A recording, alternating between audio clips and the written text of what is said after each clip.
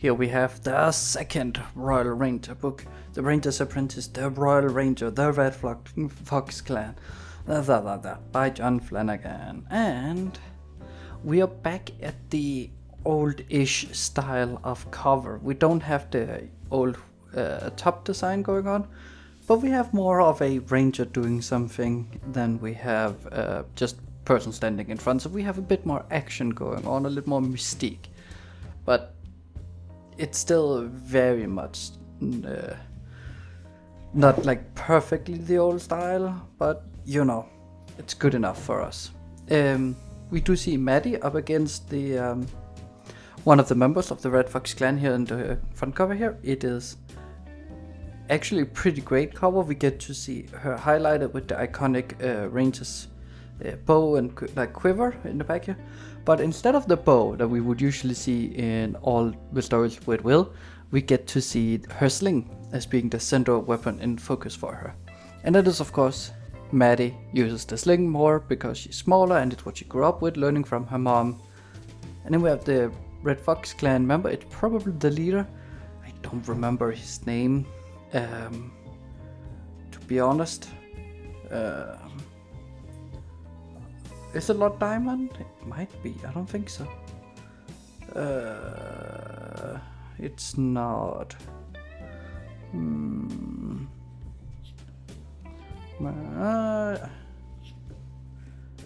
Yeah, it is Lord Diamond. Spoiler, I guess, for the ending. But it's really the most obvious twist villain thing going on. It's kind of like watching a Disney twist villain. You know it right away. It's not a surprise. But we do see the iconic fox mask thing they wear. It kind of reminds me of V for Vendetta, the movie. It's kind of the same vibe we got going here with masks. There we go. That's better. Yeah. So the cover is fine. We clearly get to see it's Maddie. We do get the, I don't know, the hair just screams that it's a woman, and the face, the tips of we see, I guess, because we, among other things, see the eyelashes.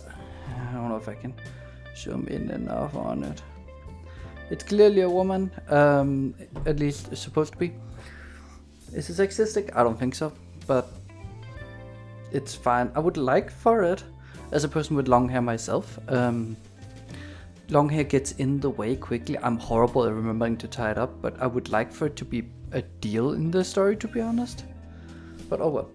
So on the story graph, this book is rated a 4.0 out of 5 with just shy of 1200 reviews, which is pretty darn good when you think about this is the second book in a sequel series. So it's like the 14th, and it's related to a spin-off series that has like 5 or 6 books. So it's really deep in the world, and yet it still has so many. The pace is rated nearly 50-50 between fast and medium. I definitely think it's a medium pace book. It is a shorter book. It's only about 300 pages.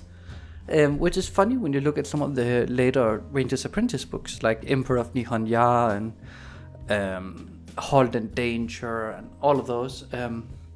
They get like 500-600 pages almost. So it's kind of fun we get back inside, low in size. Is it plot or character driven? People say it is mainly plot or a mix. And I definitely think so. I think Maddie is very much a bit more of a like when she drives the story, it's still very much plot that forces her to do something, and then she takes over, and then it goes back to being something in the plot. It's like she is not a passive, but she's not as active as you could have imagined. Is there strong character development? And this is funny. It's either yes or no, with 46 to 42%. I am very much in the no. I don't think that much happens. I think Maddie has had her main character thing in the previous one, and now it's more getting to know her. Maybe you could argue that her mom, Cassandra or Evelyn, has some character development going on, but you know. And are the characters lovable? 90% said yes. I do tend to agree. I think, as with all Ranger's Apprentice, I think the character work is the best part. Is when the characters talk and interact with each other. with especially the banter. I think Flanagan is really, really good at writing banter. Is the cast of characters diverse? 60 says no. 34 says yes. I don't know, because I guess there's quite a few. Like, we've got now have a female lead, so it's no longer a pure sausage party almost. But on the other hand, like, it is also just a few characters. This is one of the books I feel like has the fewest character movements of the later ones in the series. And finally, are the flaws of characters a main focus here? And again, it's nearly evenly between 40 to 38, 40% to 35% yes or no. And really, both yes and no. The flaws of them, I guess the villain is in focus here. I guess the flaws of Maddie is somewhat in focus, but really I don't think so. I'm gonna lean towards no. It's not the flaws. We've had Maddie, had her character arc already. So what is this book? Well, this is very much a part one of two for this Red Fox clan thing. And this is a very divisive book. I know I said it has a 4.0, but it's really a book that separates people. Either you like it or you don't. And this is not a favorite of mine. I ranked this one very low. I don't even remember how low I ended up putting it. Can I see that? I can't.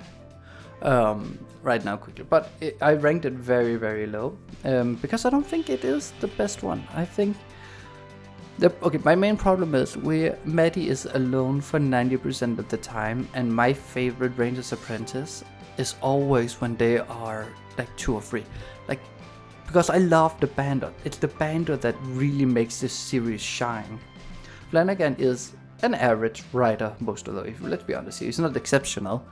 But he's really, really good at writing banter. Really good. He's very good at the dry humor. He's very good at doing all the little work between characters. So having Maddie be alone for most of it is really a disservice to her.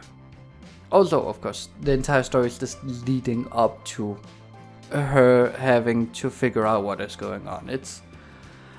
It's very much a book that shouldn't be on its own. You shouldn't read this and then stop like I've done. You should definitely get this one and the next one. I don't even remember what it's called. Can we see it here? Duel at Arelem.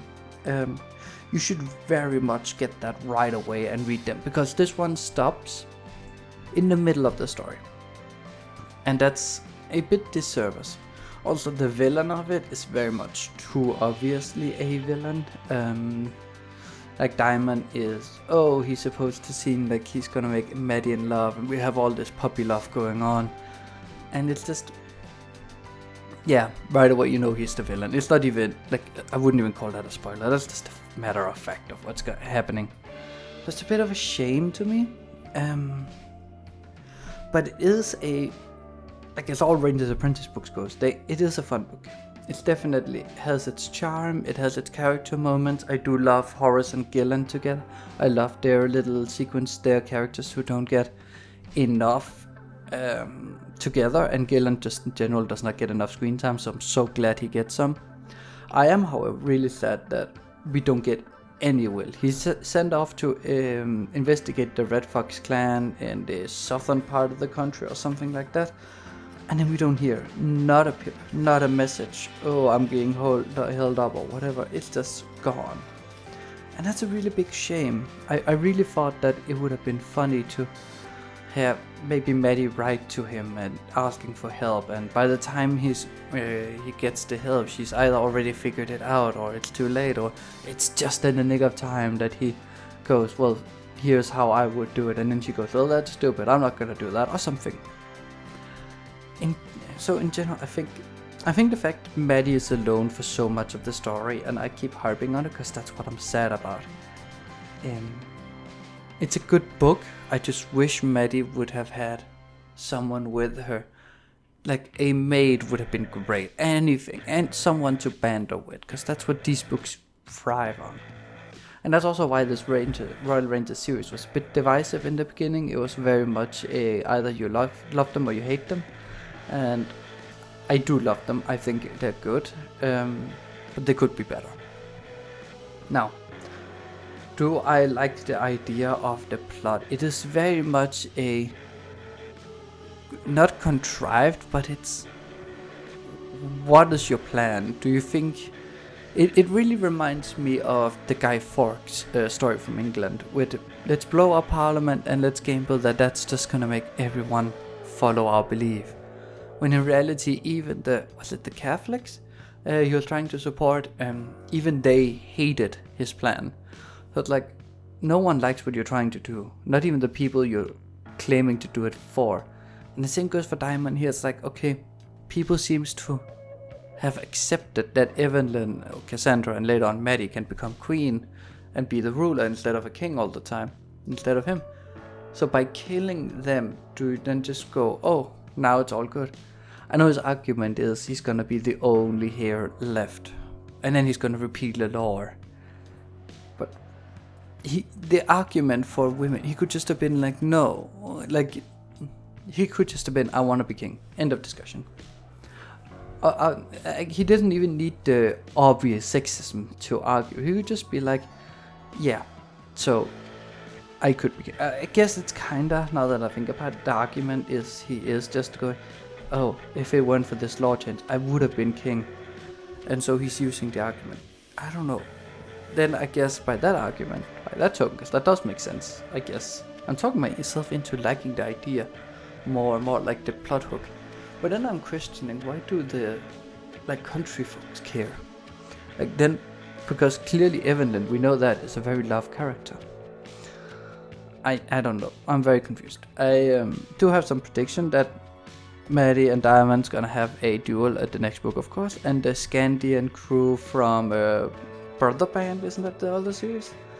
That we haven't started reading yet on the channel. We will soon, don't worry. Yeah, the Brother Band Chronicles. Will be joining in, and we're gonna have a bit of a callback to and will use Scandians to invade a castle, except for now they're gonna be doing it sneakily. They're gonna be using the secret tunnels.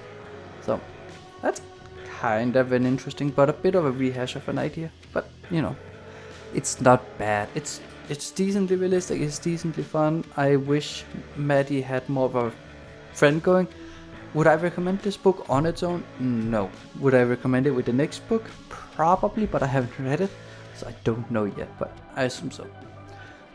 But yeah, that's honestly my opinion. It's not a good standalone. It ends up very open, with nothing really going on, so I don't know. It's my least favorite so far in the series, but it was still a mostly fun read. There was still like some banter that were pretty fun, but yeah. So I guess with that, leave a like, comment, and subscribe for more, and see you next time. I don't remember the book we're gonna be reviewing next time, but subscribe to learn, I guess.